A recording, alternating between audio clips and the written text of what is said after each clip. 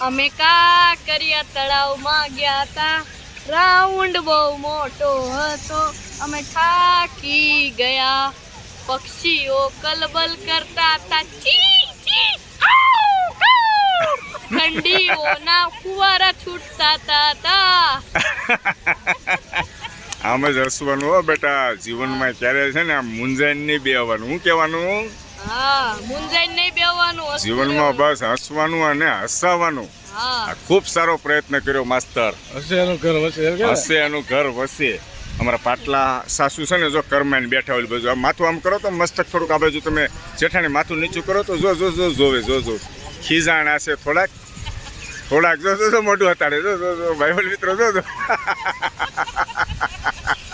એટલે આપણે હમણાં મનાઈ લેવું માસ્તર.